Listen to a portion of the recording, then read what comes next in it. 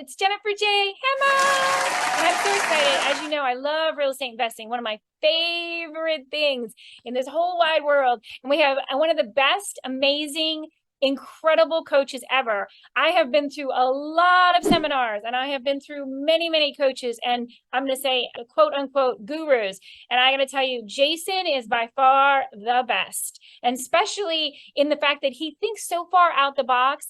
I mean, I could go on and on and on. So we were talking in another reel, Jason, about doing this concept called driving for dollars. And yet one person, you can only drive so many neighborhoods. So talk about the concept of how you can talk to a mailman or other people that can help you become, you can have a whole army of people bringing you leads.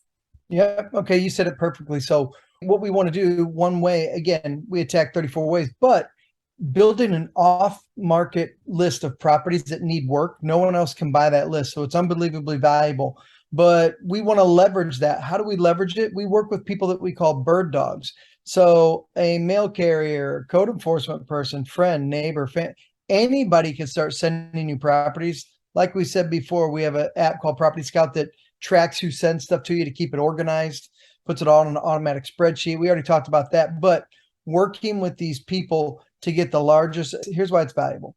In any city where we track 34 ways we get off market properties, delinquent tax, code violations, cease and desist, water disconnect, pre-foreclosures, every city, the driving for dollars to get the off market houses that need work are always a top 2 or 3 lead source, because the house looks like that and somebody's not doing anything. So we need an army of people sending them to us. And because that list, no one else can buy. Anybody can buy a vacant list in a city. Anybody can buy that list. But a list that's cultivated between you and the people that you put an army to work for you, because you dangle the carrot that you'll, every time you buy a house, you'll pay them $1,000.